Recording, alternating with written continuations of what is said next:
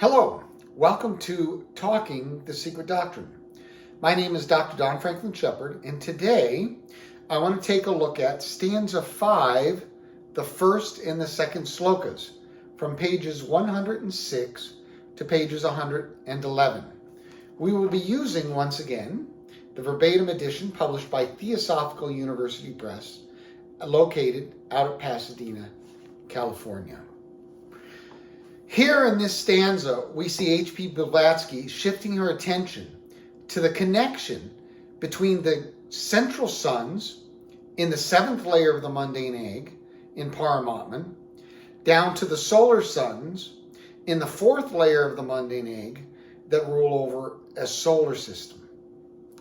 Let us go ahead and read directly the first sloka. The primordial seven, the first 7 breaths of the dragon of wisdom, produce in their turn from their holy circumgyrating breaths the fiery whirlwind. Well, we know that the dragon of wisdom is the 7th layer of the mundane egg. Therefore, we know that the primordial 7 are originating in the 7th layer of the mundane egg, and that they're spreading out and descending out throughout the mundane egg from the 7th layer to the 6th layer to the 5th layer to the 4th layer and even down below.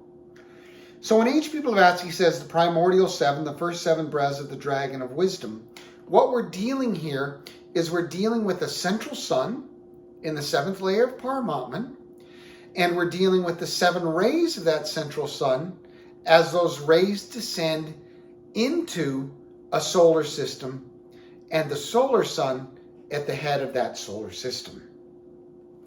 So let's go ahead and take a look at the next page, on page 107, and see how that works. And the way that it works, according to H.P. Blavatsky, is through the power of Fohat. So let's see what she says. They make of him, that is Fohat, the messenger of their will. The Diziu becomes Fohat, the swift son of the divine sons, whose sons are the Lipikas, and they run circular errands. Now, on the subsequent page, H.P. Blavatsky says that the Diziu are the Dhyani Buddhas. So, Fohat starts up at the 7th layer of Paramatman in the central sun. The central sun has 7 rays.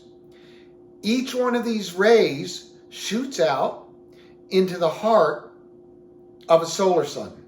So imagine 7 solar suns belonging to a single central sun, and then we have the idea that H.P. Blavatsky is trying to get across in regards to Fohat.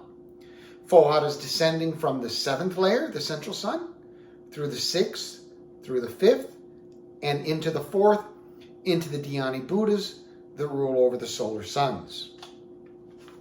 And let's go ahead and take a look at how she says that this happens. On page 108, she continues with that idea, but it's on page 109 then that she's really dealing with Fohat and the mundane egg.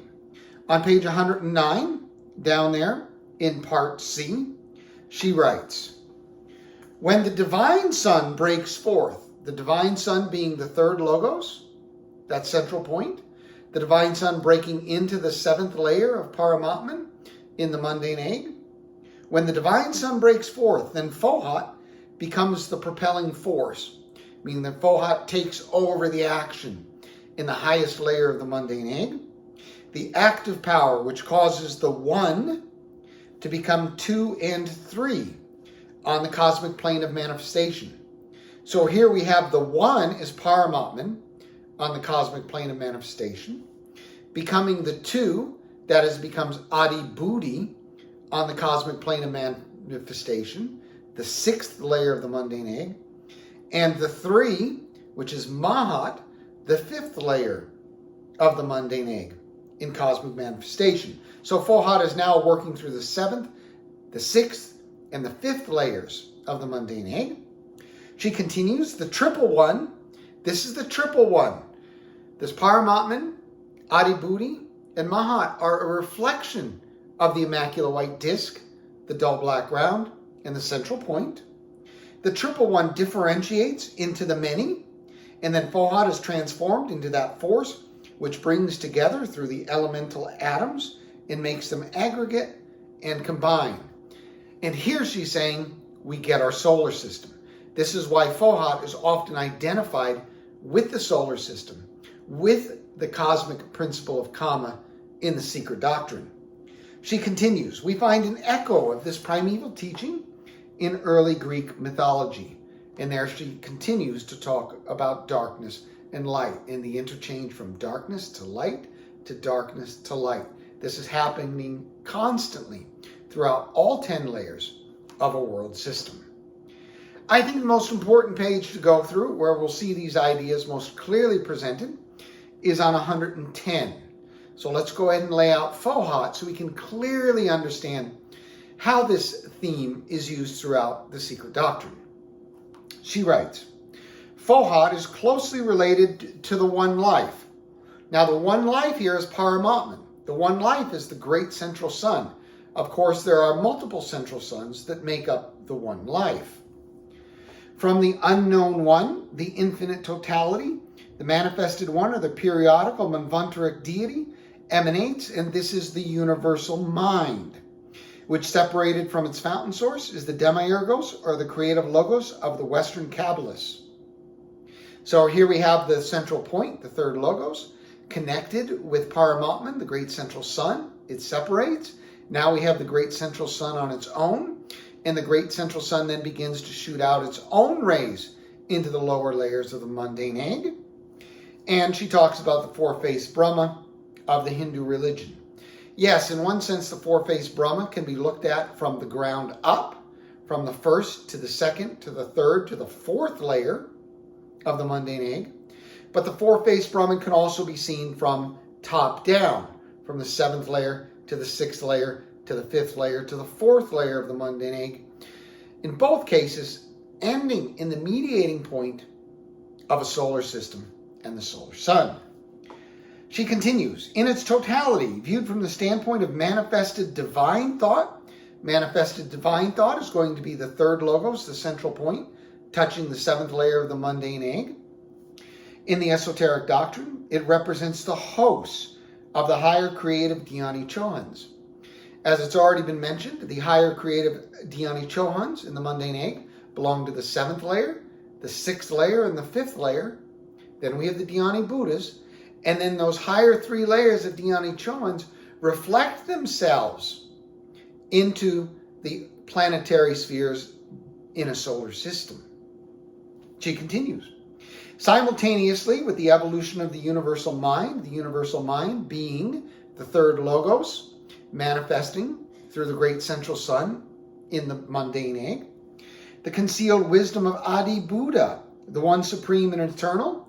Here Adi Buddha is corresponding to Adi Buddhi, which is the sixth layer of the mundane egg, which is the universal oversoul, which in a certain way can really be said to start cosmic evolution. Manifests itself as Avalokiteshvara.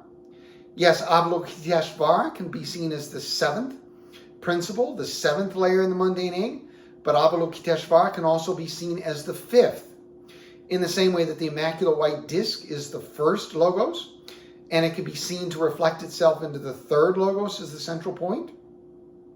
Avalokiteshvara can be seen as the seventh layer of the mundane egg, which reflects itself into the fifth layer of the mundane egg, or manifested Ishvara, which is the Osiris of the Egyptians.